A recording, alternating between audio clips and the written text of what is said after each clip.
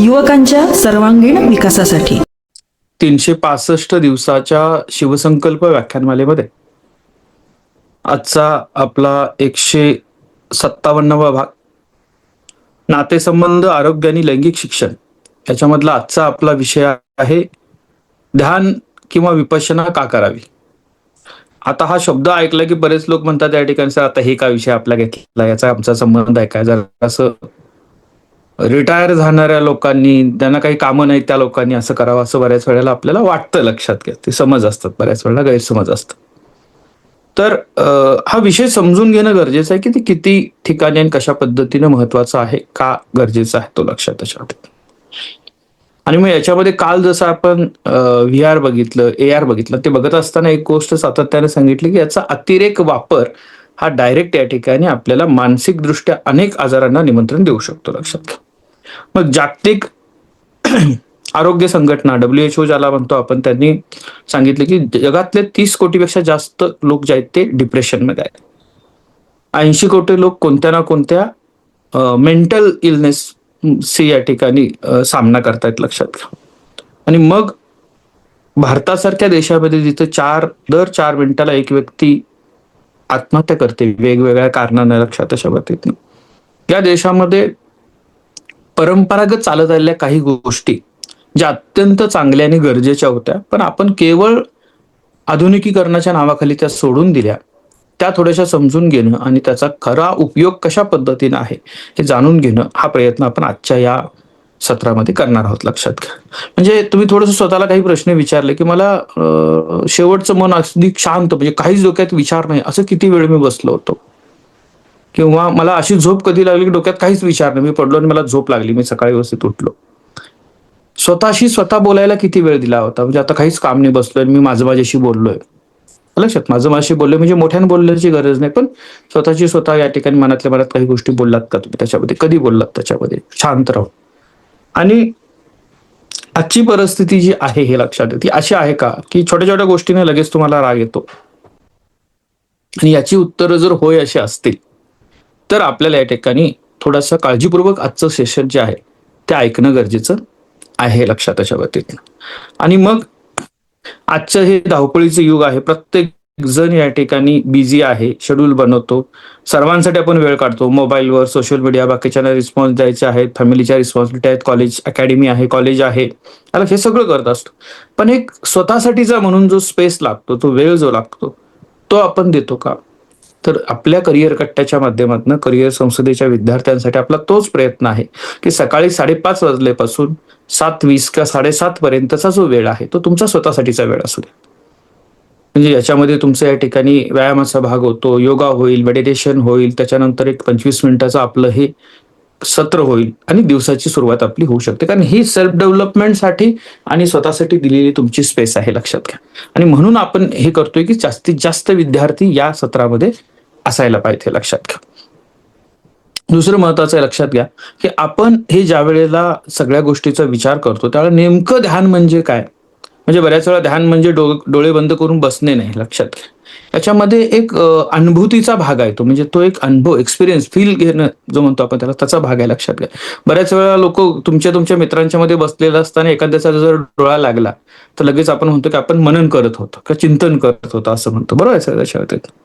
म्हणजे अगदी मी अमरावतीला होतो गेल्या आठवड्यामध्ये. लक्षात आहे त्याच्यामध्ये. आणि मी सातत्यानं म्हणत असतो की पाहुण्यांची ओळख हा विद्यार्थ्यांसाठी सगळ्यात बोरिंग पार्ट असतो, असं माझं मत आहे. लक्षात घ्या. त्यांनी आतापर्यंत काय केलं याच्यापेक्षा आम्हाला या सेशन मधनं काय शिकायला मिळणार हे विद्यार्थ्यांसाठी महत्वाचं असतं. आणि मी सांगितलेलं तरी देखील या ठिकाणी ओळख चालू केली, त्यामुळे मी 2 मिनिटं डोळे बंद केले की बाबा हे ताक किती वेळ चालणार आहे यासाठी. तेवढ्यातच त्यांनी एक फोटो काढला फोटोग्राफरने. लक्षात घ्या की स्टेजवर सर झोपलेत असे, म्हणून मी तो टाकून दिला याच्यावर स्टेटसवर. आता त्याला मला असं म्हणता नाही मी 2 मिनिटं चिंतन करत होतो, ते वेगळं. लक्षात घ्या. तुमचा डोळा लागला तो भाग वेगळा आहे. डोळे मिटून बंद बसणं, डोळे बंद करून बसणं म्हणजे चिंतन नाही. लक्षात घ्या. तुम्ही या ठिकाणी अत्यंत सजग अवस्थेमध्ये स्वतःशी या ठिकाणी संवाद साधण्यासाठी किंवा कोणतेही विचारांचा पाठपुरावा न करता ज्या वेळेला स्तब्ध बसू शकता, तो तुमच्याशी असणारा संवाद असणार आहे. लक्षात. म्हणजे ध्यानाची व्याख्या काय आहे? मनाला एकाग्र करणं, विचारांचं निरीक्षण करणं आणि वर्तमान क्षणात जागृत राहणं. हेही महत्वाचं आहे, लक्षात घ्या. आणि स्वतःच्या अंतरंगाशी जोडलं जाणं, हा संवाद जवळजवळ संपत चाललाय मित्रांनो. म्हणजे आपण आपल्याशी न बोलल्यामुळं बाकीच्यांचं विनाकारण गरज नसताना आपल्याला ऐकून घ्यायला लागतं. हे वाक्य अत्यंत काळजीपूर्वक लक्षात ठेवा. आपण आपल्याशी न बोलल्यामुळं बाकीच्याचं विनाकारण अनावश्यक गोष्टी आपल्याला ऐकून घ्याव्या लागतात. स्वतःशी जर बोललो तर स्वतः आपल्याला बऱ्याच प्रश्नांची उत्तर मिळतात. काय करायला पाहिजे, काय टाळायला पाहिजे हे कळतं आणि आपण पुढं जाऊ शकतो, हे लक्षात घ्या. आता ध्यान म्हणजे हे नाही लक्षात, म्हणजे काय मनातले सर्व विचार थांबवणे म्हणजे ध्यान नाही, ते शक्य नाही. विचारांचं निरीक्षण करणं, येणारे विचार येत आहेत ते फक्त तुम्ही त्याच्या दृष्टीने हे करत चालला, त्याच्या लक्षात घ्या. झोपणे नाही, म्हणजे जागे झालात आणि तुम्ही डोळे मिटून झोपून गेलात सगळं त्याच्यावरती ध्यान करतात. म्हणजे शवासन करत असताना बऱ्याच वेळा जर थकलेला असेल तर झोपून पण जाऊ शकता तुम्ही, असं घडतं काही वेळेला, लक्षात घ्या. तर ते नाही लक्षात त्याच्यावरती. झोपणं म्हणजे झोप ही शरीराची गरज आहेच, तो भाग वेगळा, लक्षात घ्या. पण जागृत अवस्थेमध्ये डोळे बंद करून बसणं आणि येणाऱ्या विचारांचा पाठपुरावा करणं किंवा ते समजून घेणं हे महत्वाचं असतं, लक्षात घ्या. सगळ्यात महत्वाचं हे कुठल्याही धर्माशी जोडलं गेलं नाही, हे लक्षात घ्या पहिल्यांदा. म्हणजे हे एका विशिष्ट धर्माचीच मक्तेदारी आहे का, हे विशिष्ट धर्माची प्रथा आहे असं अजिबात नाही, हे लक्षात घ्या. त्याच्या बाबतीतनं याच्यात कुठलीही गूढ किंवा कठीण प्रक्रिया नाही आहे की त्याला फार ध्यास लागतो, साधना लागते, मगच तुम्ही करू शकता, असं देखील काही नाही, हे लक्षात त्याच्या बाबतीतनं. आणि हे तर अजिबातच नाही म्हणतो ते संन्यासी लोकांनी ध्यान करायचं असतं, असं तर अजिबातच नाही, लक्षात. म्हणजे आपल्याला बऱ्याच वेळा आपल्याकडनं अशी वाक्य तोंडातून सहज निघून जातात, हे अजिबात नाही, लक्षात ठेवा. पुन्हा ध्यान म्हणजे काय, तर श्वासाचं निरीक्षण, वर्तमान क्षणाची जाणीव असणं, मनात शांत विचारानं येणाऱ्या विचाराचं शांतपणे या ठिकाणी निरीक्षण करणं, आत्मपरीक्षण करणं आणि स्वतःसोबत प्रामाणिक संवाद साधणं. एखादा माझे खोटं कौतुक करतोय तेही मला कळालं पाहिजे, एखादा मला या ठिकाणी विनाकारण बोलतोय ते मला कळालं पाहिजे, माझ्या अबिलिटी काय आहेत, माझी स्ट्रेंथ काय आहे, मी काय केलं पाहिजे, हा माझ्याशी थोडासा संवाद असणं हे गरजेचं असतं, लक्षात. तर विपश्यना काय प्रकार आहे, विपश्यना एक ध्यानाची एक विशिष्ट आणि प्राचीन पद्धती आहे. संस्कृतीमध्ये विप्लस पश्यना म्हणजे सत्य पाहणे आणि जसं आहे तसं पाहणे, हा लक्षात, हे त्यात एक्सप्लेन केलेलं आहे. गौतम बुद्धांनी शिकवलेली ही पद्धत आहे, साधारणतः 2500 वर्षांपेक्षा जुनी असणारी ही परंपरा आहे. याला देखील कोणत्याही धर्माशी जोडलं गेलेलं नाही, हे पहिल्यांदा लक्षात घ्या. आणि शरीरातील संवेदनाचं निरीक्षण करणं हा त्याचा या ठिकाणी महत्वाचा रोल असतो, एक भूमिका असते. आणि ही मनाच्या शुद्धीकरणाची प्रक्रिया असते, लक्षात घ्या. ध्यानाचे प्रकार काय आहेत लक्षात घ्या. एक तर एकाग्रताचं ध्यान म्हणजे एका बिंदूवर लक्ष केंद्रित करणं, वेगळे वेगळे प्रकार तुम्ही हे करू शकता त्यातले, लक्षात घ्या. त्याच्यानंतर विपश्यना म्हणजे शरीरातील संवेदनाचं निरीक्षण करणं. मंत्र ध्यान म्हणजे सातत्याने एका मंत्राची पुनरावृत्ती करत राहणं. योग निद्रामध्ये तुम्ही जागे आहात पण डोळे मिटून स्वस्थ पडलेला आहात, म्हणतो आपण त्याला योग निद्रा मंत्र, ही जागृत विश्रांती, लक्षात घ्या. चालायचं ध्यान म्हणजे वॉकिंग मेडिटेशन्स देखील या ठिकाणी एक प्रकार आहे, लक्षात घ्या. मेटा ध्यान म्हणजे काय म्हणते त्याच्यामध्ये की प्रेम आणि करुणेच्या माध्यमातून या ठिकाणी ध्यान. त्यानंतर या ठिकाणी झेन ध्यान म्हणजे जपानी बौद्धी परंपरा आहे ती, लक्षात, बुद्ध परंपरा. त्यानंतर या ठिकाणी माइंडफुलनेस पाश्चिमात्य लोकांच्या मध्ये हे लोकप्रिय आहे. आणि भक्ती ध्यान म्हणजे तुम्ही ज्या कोणत्या भगवंतावर, ईश्वरावर, परमेश्वरावर श्रद्धा ठेवत असाल, लक्षात घ्या, त्याच्यावर एकाग्रता करणं हा भाग इथं आहे. तर श्रद्धेचा भाग आहे. श्रद्धा आणि अंधश्रद्धा याच्यावर आपण या ठिकाणी नंतर चर्चा करू का, तो विषय स्पेशल चर्चेला आणता येईल, लक्षात घ्या. आपल्या भारतीय परंपरेमध्ये कृष्णाने अर्जुनाला ध्यानाचं महत्व सांगितलं भगवद्गीतेमध्ये. पातंजल योगसूत्र म्हणून 8 अंग योगात या ठिकाणी हे ध्यान महत्वाचं आहे. उपनिषदांमध्ये ध्यानाचं सखोल वर्णन केलेलं आहे. संत परंपरेमध्ये देखील तुकाराम, ज्ञानेश्वर, एकनाथ या सर्वांनी ध्यानाचे साधक असल्याचं या ठिकाणी आपल्याला कुठं ना कुठं पाहायला मिळतं, लक्षात घ्या. मग हे काय प्रकार आहेत हे समजून घेणं, ध्यानाच्या पाठीमागचं विज्ञान काय आहे, फॉलोअर नाही बनायचं, लक्षात घ्या.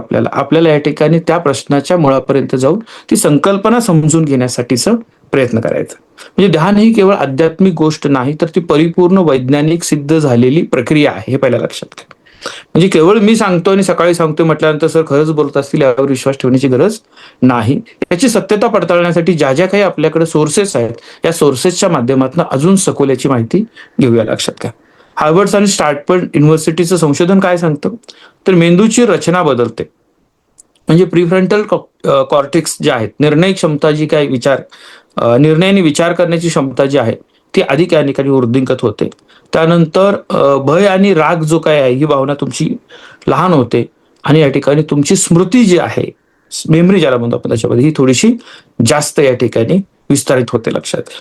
त्यामुळं मेंदूच्या ध्यानाने मेंदूची शारीरिक संरचना बदलते हे लक्षात घ्या. आता जे बघितलं त्या पद्धतीने, ठीक आहे.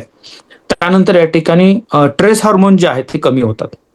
म्हणजे ज्याला आपण कॉर्टिसोल नावाचा तणावाचा हार्मोन असतो तो 25% कमी होतो. त्यानंतर ॲड्रिनलिन म्हणून कमी होतो त्याच्यामध्ये. त्यानंतर डोपामिन आनंदाचे हार्मोन जे आहेत लक्षात घ्या ते या ठिकाणी वाढतात, यात लक्षात घ्या. मेंदूच्या ज्या लाटा ब्रेन वेव्ह ज्याला म्हणतो आपण त्याच्यामध्ये त्या बदलतात. म्हणजे सामान्य स्थितीमध्ये जागृत आणि विचारमग्न असतात. ध्यानामध्ये म्हणजे त्या बीटा व्हर्जन असतात बीटा. त्यानंतर अल्फाला ज्यावेळेस जाल तुम्ही शांत आणि विश्रांत असता. थीटा ज्यावेळेस असेल तेव्हा गाढ ध्यान आणि अंतर्ज्ञानामध्ये तुम्ही असता. आणि गॅमा ज्याला असतात त्यावेळेला तुम्ही उच्च आणि अनुभूतीच्या लेवलला एका गेलेला असता, लक्षात घ्या. सुरुवातीच्या वेळेला हे सगळंच आपल्याला समजलं पाहिजे हे गरजेचं नाहीये, हे पुन्हा पुन्हा सांगतोय लक्षात घ्या. तर विषय समजून घेणं, विस्तार समजून घेणं, त्याचे फायदे समजून घेणं आणि आपल्याला आवश्यक त्या पद्धतीनं त्याच्यामध्ये स्वतःसाठी त्यातल्या काही गोष्टी अंमलबजावणी करणं हा भाग आपल्याला करायचा, लक्षात घ्या. सगळ्यात महत्वाचा फायदा काय की रोगप्रतिकारक शक्ती वाढते. म्हणजे 8 आठवडे ध्यान करणाऱ्यांची रोगप्रतिकारक शक्ती ही 30% वाढलेलं संशोधन सांगते, लक्षात घ्या. सातत्यानं 8 आठवडे ध्यान करणाऱ्या व्यक्तीचं. वृद्धत्व मंदावतं म्हणजे या ठिकाणी उशिरा येतं किंवा या ठिकाणी लवकर वृद्ध होणं हे टाळता येण्यासारखं आहे, लक्षात. कारण डीएनएचं संरक्षण होतं. त्यानंतर सेक्युलर वृद्धत्व मंदावतं. सरासरी आयुष्यमान जे आहे ते 8 ते 7 ते 10 वर्षांनी वाढू शकतं, हे संशोधन सांगतंय. शारीरिक फायदे योगाचे आणि ध्यान हे जे विपश्यनाचे काय आहे, ध्यान आणि विपश्यनाचे, रक्तदाब कमी होतो 20% हार्टबीट तुमच्या या ठिकाणी नियमित होतात, कोलेस्ट्रॉल कमी होतं, डायबिटीज नियंत्रणात येतो, डोकेदुखी कमी होते, निद्रानाश कमी होतो, वेदना सहनशीलता वाढते आणि पचनशक्ती सुधारते, लक्षात. त्याच्या बाबतीत एवढं सगळं होत असेल तर वेगळ्या औषधांची गरज नाही. जर हे या ठिकाणी म्हणजे मेडिसिनलेस लाईफ हा भाग होऊ शकतो का, हे स्वप्न नाही, हे सत्य होऊ शकतं, हे वास्तव होऊ शकतं जर आपण तेवढं नियोजन केलं तर, लक्षात घ्या. म्हणजे आपल्याला कशाचं स्वप्न पडलं पाहिजे तर तुम्हाला या ठिकाणी कुठल्या तरी सुपर स्पेशालिटी हॉस्पिटलच्या एसी रूम मध्ये ट्रीटमेंट घेत असण्यासाठीचं स्वप्न पडण्यापेक्षा 5 स्टार हॉटेलमध्ये स्पा आणि मसाजचा आनंद घेत असणारं, तिथं ध्यान करत असणारं स्वप्न पडलं पाहिजे. हे लक्झरियस आहे, परवडणार आहे, प्रोग्रेसिव्ह आहे, लक्षात घ्या. त्या पद्धतीनं औषधांमध्ये जरा तब्येत बिघडली की डॉक्टरांच्याकडे गोळ्या घेऊन मला दुरुस्त होता येतं पेक्षा ते होऊच नाही यासाठी एक लाईफस्टाईल मध्ये जर चेंज केला तर चांगले बेनिफिट आपल्याला भेटू शकतात. आणि हे तुमच्या आत्ताच्या वयापासून याची सुरुवात करणं गरजेचं आहे मित्रांनो, लक्षात घ्या. हे सोपं आहे, हे सहज शक्य आहे. सातत्याच्या जोरावर तुम्ही या सगळ्या गोष्टींवर मात करू शकता, हे लक्षात घ्या. मानसिक फायदे काय होतात? पहिल्यांदा स्ट्रेस लेवल कमी होते, म्हणजे जवळजवळ 30 ते 40% स्ट्रेस लेवल कमी होते. चिंता कमी होते, नैराश्य कमी होतं, डिप्रेशन, एकाग्रता तुमची वाढते, स्मरणशक्ती सुधारते, निर्णय क्षमता चांगली होते, यापूर्वी बघितल्या पद्धतीने, लक्षात घ्या. सृजनशीलता तुमची वाढते आणि भावनिक स्थिरता तुम्हाला या ठिकाणी मिळते. म्हणजे सातत्यानं रिॲक्ट होण्यापेक्षा रिस्पॉन्स देण्याला आपण सुरुवात करतो, हे लक्षात. त्याच्या बाबतीत आध्यात्मिक फायदे म्हणजे आत्मपरीक्षण होतं, जीवनाचा अर्थ समजतो, करुणा आणि प्रेम वाढतं, अहंकार कमी होतं, अंतर्ज्ञान वाढतं, समाधान आणि शांती वाढतं. तर हे सगळे शब्द तुम्ही म्हणाल सर हे जरासं आमच्यापासून लांब राहू द्या, याला जरासं वेळ आहे असं वाटतंय, ठीक आहे. समजून घ्या, ह्या गोष्टी समजून घ्यायच्या, कन्सेप्ट क्लिअर करायचे, मग म्हणा हा ठीक आहे मला नाही पटत आहे असं म्हणू शकता. पण न समजता न वाचता त्याच्यावर या ठिकाणी कुठल्याही पद्धतीच्या टीका टिप्पणी आपण करायची नाही. ही सोपी लाईफस्टाईल आपण बनवू शकतो, लक्षात घ्या. याचा एक रिसर्च काय सांगतं लक्षात घ्या. रिसर्च डेव्हिडसन केलेला रिसर्च विस्कॉन्सिन विद्यापीठातला आहे.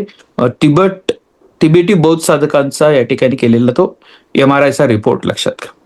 साधारण मनुष्य आनंदी असताना त्याच्या डावा प्रीफ्रंटल कॉर्टेक्समध्ये 30% क्रिया होत असते आणि अनुभवी साधक ज्या वेळेला ध्यानात असतो त्यावेळेला 700% पेक्षा जास्त या क्रिया होत असतात. 30% पासून 700% हे लक्षात आहे. त्याच्यामध्ये ध्यान का करावं याची एक 10 कारणं आपण बघू, लक्षात आहे. का करायचं ध्यान? पहिलं मानसिक शांतीसाठी, म्हणजे आजच्या धावपळीच्या जीवनामध्ये थोडा तरी वेळ आपल्याला एक मिळाला पाहिजे तर ध्यान करायला पाहिजे, तर आपल्याला कोणी त्रास देऊ शकत नाही. दुसरं आहे की तणाव आणि ताणतणावातून मुक्तीसाठी 8 आठवडे ध्यान करणाऱ्या व्यक्तीचा 30 ते 40% स्ट्रेस लेवल कमी होते, हे संशोधन सांगतंय, लक्षात घ्या. एकाग्रता वाढवण्यासाठी आज कुणीही एका गोष्टीवर म्हणजे आपण सातत्याने बोलतो 30 सेकंदाचा रील पूर्ण बघू शकत नाही. या परिस्थितीपासून आपल्याला 10 मिनिटं स्वतः या ठिकाणी काहीही न करता पण जागे असताना डोळे बंद करून लक्ष केंद्रित करून बसता येणं ही तुमची आजची फार मोठी अचिव्हमेंट असणार आहे मित्रांनो, लक्षात घ्या. पहिल्याच दिवशी जमणार नाही, पण हळूहळू ते जमू शकतं. भावनांवर नियंत्रण ठेवण्यासाठी म्हणजे ईर्ष्या, राग, भीती, चिडचिड ह्या सगळ्या ज्या गोष्टी आहेत, नकारात्मक भावना, त्यावर नियंत्रण ठेवण्यासाठी अत्यंत प्रभावी याचा उपयोग होऊ शकतो, लक्षात घ्या. आरोग्यासाठी म्हणजे हृदयरोग कमी होतात, त्याचा धोका कमी होतो, रक्तदाब नियंत्रणात येतो, मधुमेह नियंत्रणात येतो, निद्रानाश दूर होतो, हे परत परत बघतो आपण, लक्षात घ्या. आणि वेदना सहन करण्याची क्षमता वाढते. करिअरच्या बाबतीमध्ये काय होतं तर चांगले निर्णय घेता येतात, सृजनशीलता तुमची सुधारते, लिडरशिप कपॅसिटी तुमची डेव्हलप होते आणि सहकार्यांशी चांगले संबंध तयार होतात, लक्षात घ्या. म्हणजे एक अशी गोष्ट जी सहज उपलब्ध आहे, जी सहज शक्य आहे, ती मला बेनिफिट किती पद्धतीची देते याचा विचार करा. आणि याच्यामध्ये पुन्हा मी सांगतो तुम्हाला, हे काही वीकेंडचा कोर्स नाही, आठवड्यातनं एकदा केलं, याच्यामध्ये सातत्य पाहिजे. 5 मिनिटं करा पण दररोजचे असले पाहिजे. नाहीतर 5 मिनिटं दररोजचे सर 6 दिवसाची 30 मिनिटं होतात, मग अर्धा तास फक्त रविवारी करतो, याचा तुम्हाला रिझल्ट दिसणार नाही, हे लक्षात ठेवा. तुमच्यामध्ये ज्या वेळेला चांगल्या पद्धतीचं हे बदल दिसायला लागतो, म्हणजे मोठे सीईओ जे आहेत ना, त्यांच्यासाठी ध्यान ही गोष्ट अनिवार्य आहे. म्हणजे स्टीव्ह जॉब, बिल गेट्स, लक्षात, टिम कुक, त्यानंतर रे डालिया, हे सर्व नियमितपणे ध्यान करतात. हे रिसर्च करा थोडंसं. आपल्याकडे टूल आहे, AI ला विचारू शकतो, गुगलला विचारू शकतो, त्यांची माहिती घेऊ शकता, पुढे जाऊ शकता, लक्षात घ्या. पण हे इतक्या मोठ्या पदावर पोहोचले म्हणून ते करतायत का ते करत होते म्हणून तिथं जाणं सोपं झालं, यातला फरक समजून. तुम्हालाही ज्या गोष्टी आयुष्यामध्ये अचीव्ह करायच्या आहेत, त्यासाठी या गोष्टीचा या ठिकाणी चांगला उपयोग कसा करता येईल या दृष्टीने तुम्ही विचार करू शकता, लक्षात घ्या. सहनशीलता वाढते, सहानुभूती वाढते, संवाद सुधारतो आणि याचा या ठिकाणी अल्टिमेट रिझल्ट काय होतो की तुमचे नातेसंबंध अधिक दृढ व्हायला लागतात, ज्यांच्यासोबत आहेत त्यांच्यासोबतच्या, लक्षात घ्या. आपण खरे कोण आहोत हे आत्मपरीक्षण जर करायचं असेल तर आपल्याला ध्यानातच स्वतःचं आत्मपरीक्षण चांगलं करता येतं, हे लक्षात घ्या. आध्यात्मिक प्रगतीमध्ये पुन्हा पुन्हा आपण म्हणतो जीवनाचा अर्थ समजतो, अहंकार कमी होतो, एकाग्रता वाढते, ह्या गोष्टी आपण बघितल्या आहेत, लक्षात घ्या. 7 ते 10 वर्षांना तारुण्य जास्त जगू शकतो आपण, वृद्धत्व मंदावतं, याचाही तुम्ही विचार करू शकता.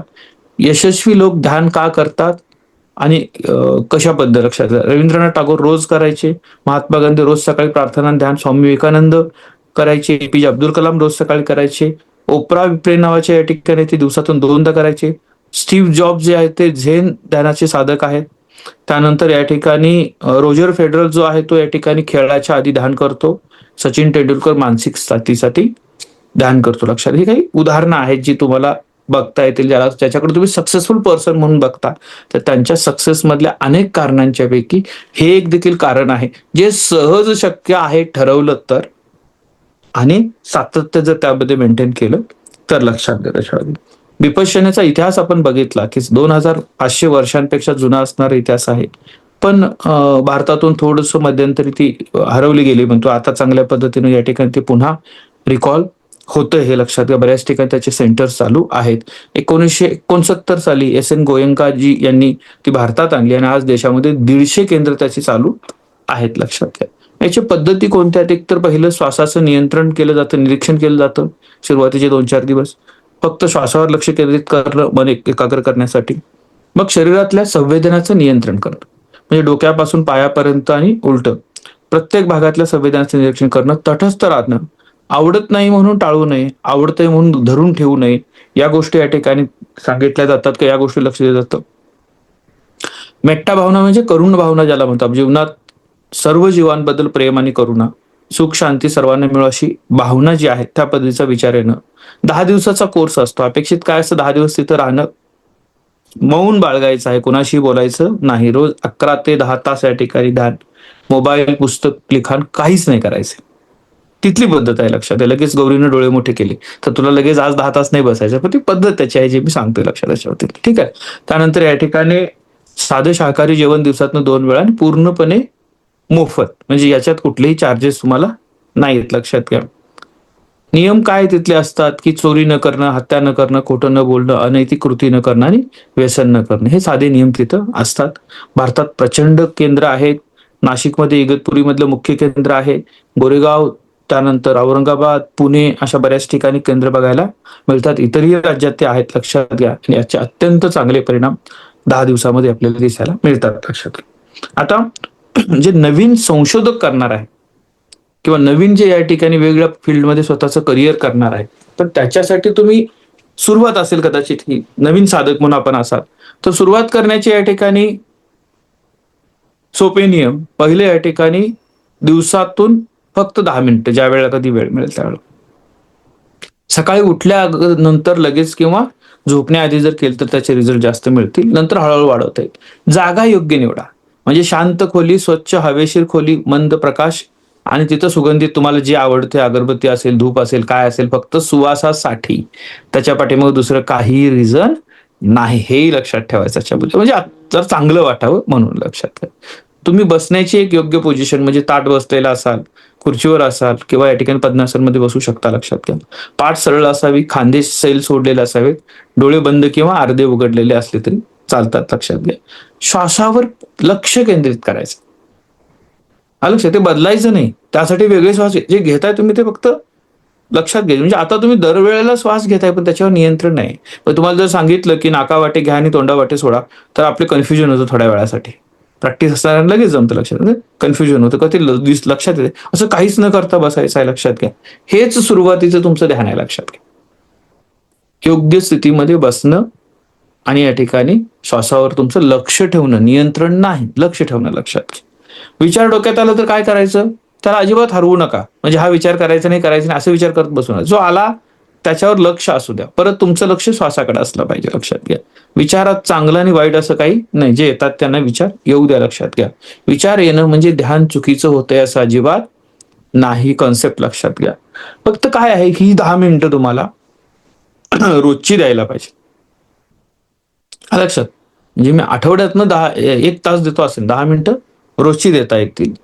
आपला 21 डेचा फॉर्म्युला माहिती आहे तुम्हाला, की एकदा सुरू केलं की ते पुढे मग 21 दिवस जर फॉलो केलं तर त्याची मला सवय लागून जाते. तर ती सवय स्वतःला लावता येईल का, यासाठी प्रयत्न करा.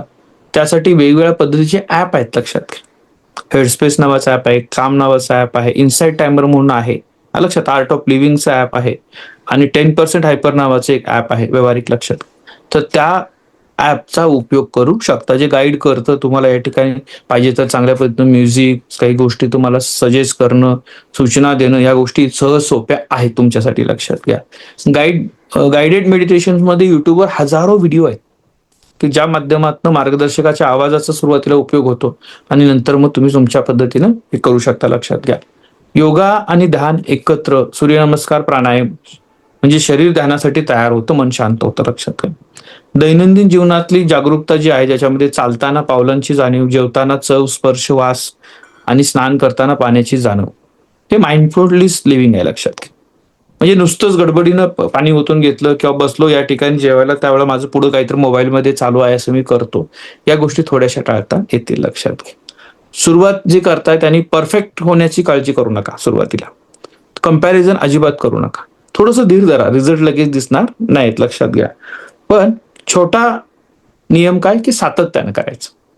मी 5 मिनिटं पण सातत्य, 10 मिनिटं पण मी रोज करणार आहे, लक्षात घ्या. याला कर्तव्य मानू नका, टिकमार्क ऍक्टिव्हिटी. म्हणजे काही असे जांभया देत सकाळ सकाळ येतात ना, चला 6:55 हजरच राहायचं आहे, लक्षात, अशा पद्धतीने नका करू. म्हणजे त्या कंपल्सरी ऍक्टिव्हिटीमध्ये टाकलेलं नाही, लक्षात घ्या. आनंद येतोय म्हणून तुम्ही करत असाल तर मग त्याचे रिझल्ट तुम्हाला दिसतील, हे फार महत्वाचं आहे, लक्षात, मित्रांनो. आणि मला जमलं नाही असं म्हणून प्रत्येकाला या ठिकाणी समजावून सांगायची गरज नाहीये. थोडंसं या ठिकाणी का जमलं नाही समजून घेऊ, पुन्हा करायचा प्रयत्न करू शकतो, लक्षात. त्याच्या व्यतिरिक्त काही मुलं म्हणतील, सर थोडं आमच्या घरच्यात वातावरणच तसं थोडंसं चांगलं असत नाही की जिथं मी 10 मिनिटं तरी बसू शकेल, असं मला बसावंसच वाटत नाही. लायब्ररीचं जागा आहे, लायब्ररीमध्ये 10 मिनिटं अशी तुम्हाला मिळू शकतात, हे लक्षात. त्याच्यामध्ये फक्त लायब्ररीमध्ये झोपलाय असं वाटू नये, त्याची काळजी आपल्याला घ्यायची आहे, हे लक्षात. त्याच्या पद्धतीनं तर आजच्या सत्रामध्ये उपस्थित सगळ्यांचं मनपूर्वक स्वागत करतो. एक टास्क आजचा महत्वाचा, मित्रांनो, तुमच्यासाठी, लक्षात घ्या, की स्वतः लिहा पहिल्यांदा तुमच्यामध्ये, की मी आतापर्यंत या विषयावर काय काम केलं का, म्हणजे मी याचा फायदा समजून घेण्याचा प्रयत्न केला का, मी आतापर्यंत असे काही प्रयोग केले का, तर त्याचं उत्तर कदाचित मला असं वाटतं 80% मुलांचं नाही असं येईल. आलं लक्षात? 20% मुलांचं आहे असं येऊ शकतं, ज्यांना योग्य वयामध्ये गायडन्स मिळाला. मग जे काही फायदे मी आज तुम्हाला सांगितले, ते जर युट्यूबला तुम्ही परत वाचले किंवा बघितलं का लक्षात पण राहील तुमच्या. तर हे सगळे फायदे पाहिजे असतील, तर मग मला दररोजचे 10 मिनिटं द्यायला काय अवघड आहे का? आलं लक्षात? हे देखील तुम्हाला या ठिकाणी लक्षात येईल. लक्षात, जर 10 मिनिटं दररोजची दिल्यानंतर जर मला या गोष्टी सहज शक्य होत असतील, तर मग थोडासा टायमिंग मी वाढवू शकतो. मित्रांनो लक्षात घ्या, भरपूर प्रचंड व्याप असताना देखील 5:30 ते 7:30 हा वेळ फक्त तुमचा स्वतःचा म्हणा. लक्षात घ्या, म्हणजे माझ्या वेळेतला हा 20 मिनिटाचा वेळ जो मी तुमच्याशी बोलतो, तो देखील मी माझाच वेळ म्हणतो, कारण हा माझ्या आवडीचा भाग आहे, तुमच्याशी संवाद साधणं, हे लक्षात घ्या. आणि मग त्याच्यानंतर ज्या वेळेला सुरू होईल, म्हणजे आता 7:30 वाजले की लगेच चालू होईल, ड्रायव्हर वाटच बघतोय कधी एकदा मेसेज होतो, मग जायचंय, पळायचंय, दिवसभराची सगळी धावपळ असते, लक्षात त्याच्यावर येत नाही. पण या वेळेमध्ये डिस्टर्ब करू द्यायचं नाही. इतकी सिंपल टेक्निक जरी केली तुम्हाला, तरी तुम्हाला दिवस आणि तुमच्या जगण्यामध्ये अत्यंत चांगल्या पद्धतीचे बदल झालेले जाणवतील. लक्षात घ्या. आजच्याच दिवसामध्ये उपस्थित सगळ्यांचं मनपूर्वक स्वागत. याचा उपयोग स्वतःच्या लाईफस्टाईलमध्ये कसा करू शकता यावर रिसर्च करणं, एक तुमची सिस्टम बनवणं, हा तुमचा आजचा टास्क आहे. आजच्या दिवसासाठी शुभेच्छा. धन्यवाद.